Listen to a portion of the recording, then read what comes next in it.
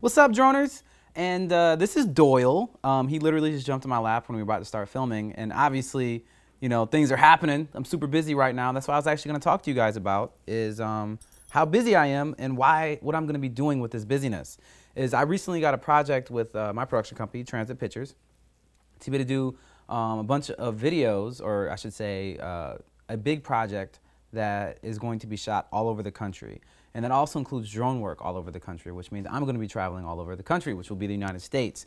And so I thought I'd make a video about what it means, what I'm doing to prepare to be a drone pilot and travel across the country, and which drones I'm bringing. Because as you may or may not know, the fleet of drones that I have access to with my team and my flying partner Dominic, who's coming with me, it goes from the Spark to the Mavic to the Phantom 3 Pro to the Phantom 4 Pro to the Inspire 1 Pro and Inspire 1 Raw.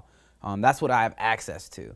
And actually, we got an Inspire 2 coming soon. Hey, super excited about that. But I want to talk about with you guys is we actually had to have a pretty serious conversation about which drone. Yeah, I know. Is that serious, right, Doyle? A pretty serious conversation about which drones we're bringing, because originally we were just going to bring the Phantom 4 Pro because the image quality is incredible. And you know, it's just like, all right, this is it. We're going to bring that. But one of the things we're going to be filming are offshore wind farms.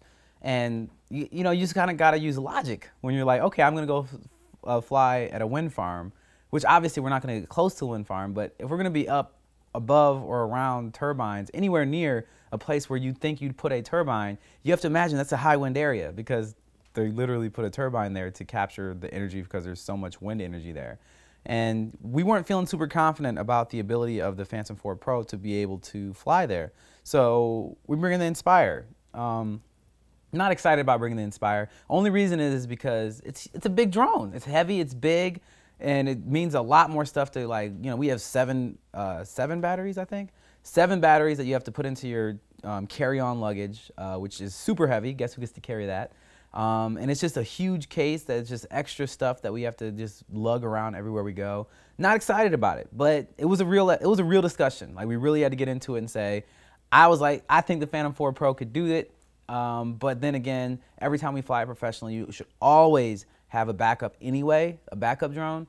And if we were going to have a backup drone, it might as well be the Phantom 4 Pro if we already have an Inspire 1 Pro. So that's kind of what it ended up being. I'm not super excited about it, but it makes sense. Logically, it makes sense. And that's kind of what I want to talk to you guys about, is like using the best drone for the situation and assessing the situation based upon which drone you're going to use.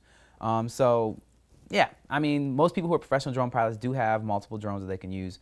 And if you only have one drone, if you only have, you know, a Phantom 4 Pro, then of course you're only going to use a Phantom 4 Pro.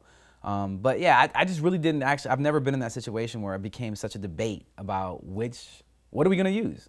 Like, what are we going to use? Because there's multiple tools that can work for the project. So another factor is that we're a small crew, like super small crew, literally 3 of us. And it's not easy for us to travel with the equipment we are, because we're not just doing drone work. We're doing full service production outside of like sending off that data to get it edited somewhere else. But like we have all our cameras. Bye, Doyle. We have all our cameras. We have all of our lights. We have all of our personal luggage. We have the specialty cameras. Like, we have a lot of stuff. And it's not easy to get through an airport when you have 10 bags with 3 people. And most of them are huge Pelican cases.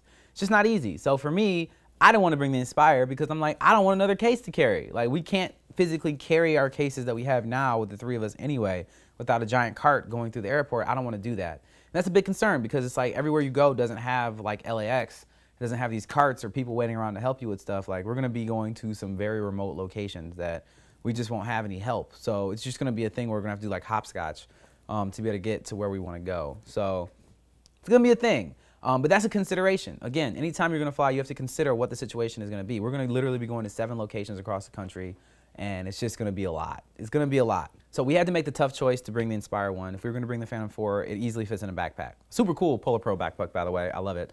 But that would have been great. That's what I wanted. But now that is no longer the case. So here we are. We're leaving tomorrow morning, getting ready to do this job. You'll probably see me working pretty soon, or see me flying at random places, or taking our next droner stuff from random places. But I will have my droner shirt, because normally this is like the first droner dialogue I've ever had without the shirt, but I really want to talk about this right now. I didn't have the shirt with me, so this is where I am. Another consideration we have is that my flying partner Dominic is one of the three of us who's coming, which is a huge asset because dude's probably the best pilot that I know. And I'm pretty good too, but he definitely is better. And honestly, the two of us flying together is the best combination we have for drone work to be able to get these dynamic shots that people love to see. And that's a huge factor. If I'm flying by myself, of course I'm flying the Phantom 4 Pro. It has the object avoidance sensors on it that just make everything super easy. To me, that is the best single person flying drone there is. But when I have my partner, then I might as well use our what we have. Like, we have two people, so we can have one person control the camera, one person control the drone, and we do amazing work like that. So again, I don't want to lug this thing through an airport, but kind of have to. Also, the last consideration that we had was that we're shooting this whole piece in 4K, and we're shooting on C300 Mark II and a 1DX Mark II. These are high bitrate 4K cameras, and the X5 has a higher bitrate than the Phantom 4 Pro, which means that you're just getting a higher quality image out of the X5 that we could do more to match that to the other cameras that I just mentioned that we're going to be shooting on than we could do with the Phantom 4 Pro. So we're going to be shooting as much as we can with the X5 just because it just is going to look better in comparison to these other drones. It's just going to look better when comparison to the other cameras that we're using. So again, don't want to do it. Huge drone that I don't want to bring with me, but there's just too many in the pro column versus the con, because the only cons really are I just don't want to bring it because it's so big and it's going to cost us a little bit more for luggage. But the pros are having that bigger sensor, having the higher bit rate, having the ability to handle these high wind situations when we're working in areas that are literally windy, because that's why we're going there. And also having the dual pilots to be able to fly and get these super dynamic shots. So the advantages completely outweigh the disadvantages. So we're going to bring it. I'm not happy about it, but this is what you got to do for business sometimes. Droners, thank you for checking out this non-droner shirt adorned version of Droner Dialogue. But if you want to see some that I'm actually wearing the shirt, it's right here. Or if you'd like to see the greatest opening video to any drone channel that's ever existed in the history of life, bam, right up there. As always, there's a way that you can support us. Actually, there's three. You can hit up our Patreon, which is super nice and awesome of you. You can subscribe, because that is the way that we know that you want to watch. Or you can make me wear one of the Droner shirts that I normally wear, or you should get one because they're really awesome. So go ahead and get it. Links are below. And as always, make sure you stay fly.